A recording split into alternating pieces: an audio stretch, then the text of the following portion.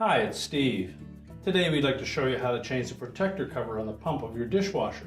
It's a really easy job. Let me show you how we do it. Now before we begin this job, we will need to remove both dish racks in this dishwasher.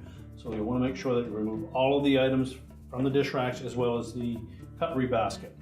And although we won't be working near electrical circuits, it's always a good idea to turn off the power to the dishwasher before you start your repair. So we'll move the racks out of the dishwasher. Set those aside. Now to remove the upper rack, you will need to remove the rack stops from the end of the rails. On this style, we're just going to press the tab in the center and then slide the rack stop towards the center of the tub.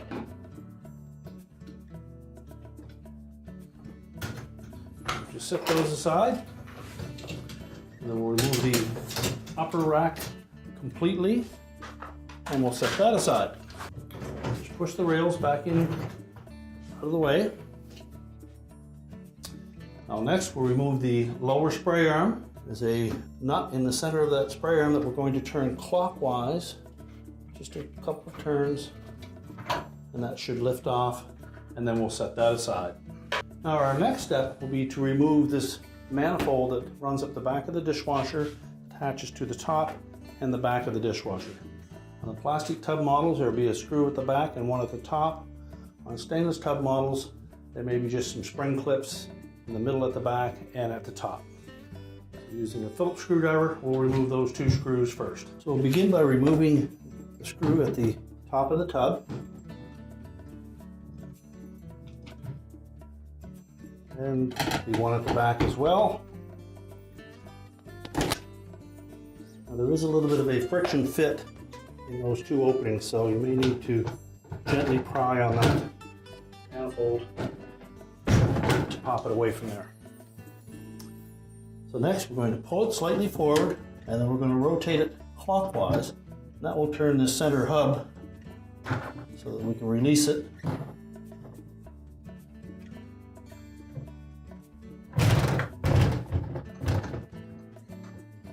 There should be enough flex in that to easily pull that out of there. Then we'll set that manifold aside. Now with the manifold removed, our next step will be to lift out that center bearing for the lower spray arm.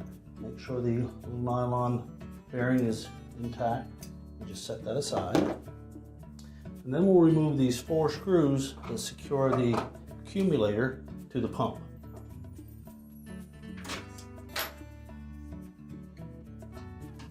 These screws are a number 20 Torx head screw.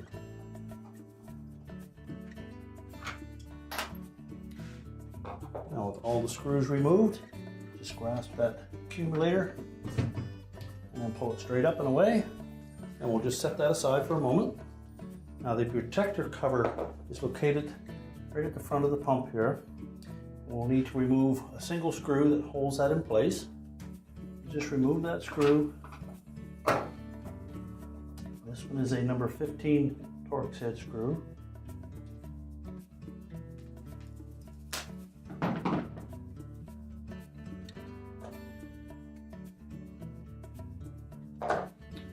And then just pivot that cover away from the screw side and then lift it straight up.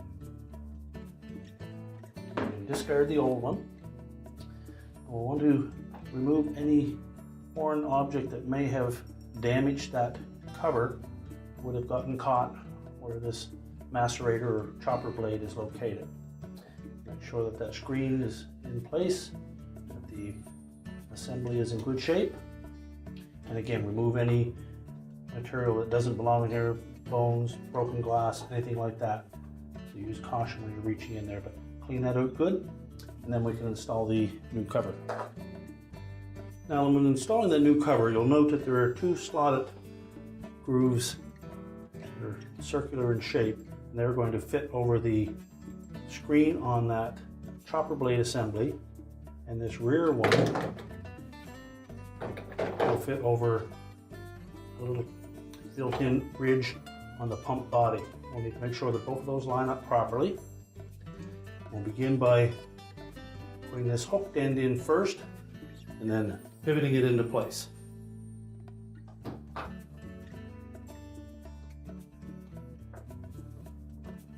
flush up against the pump. It should slide easily down into position, pivot it down, and we should be able to drop that screw in easily. Reinstall that number 15 torque screw, tighten it securely. And again, remove any foreign objects that may be in that sump area, and then we'll put the accumulator back into place. Verify that that is in good shape and is clean inside. If not, you'll need to replace it. We'll line up that spout with the opening in the base of the pump.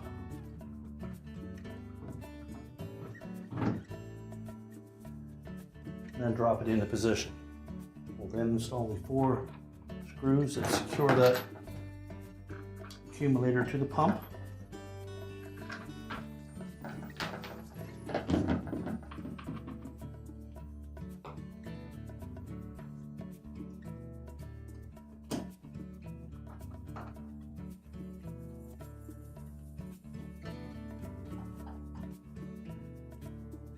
Install the center bearing for that lower spray arm. Now next we'll put the manifold back into position. We'll take that manifold assembly and we'll position it slightly forward at the top. Leave enough flex in it that we can position the center at the bottom over that hub. Line up the tabs, and rotate it counterclockwise until it locks into position. Then we'll press that manifold over that stud on the back wall and as well on the ceiling. That'll hold that in position until we can secure it with the screws.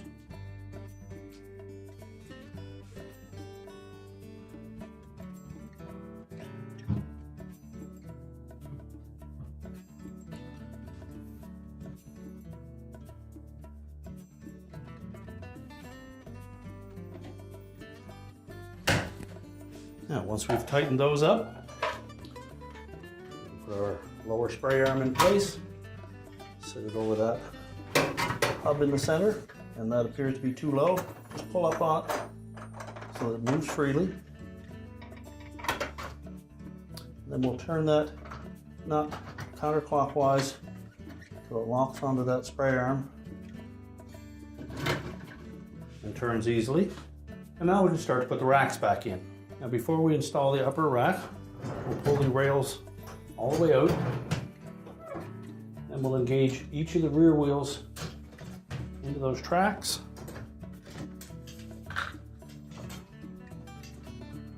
And then both front wheels, and we'll push that rack all the way back in out of the way.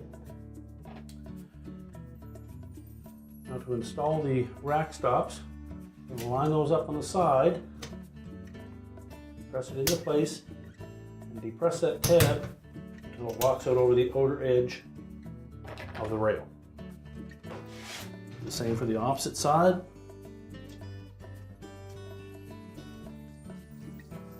Press the little tab,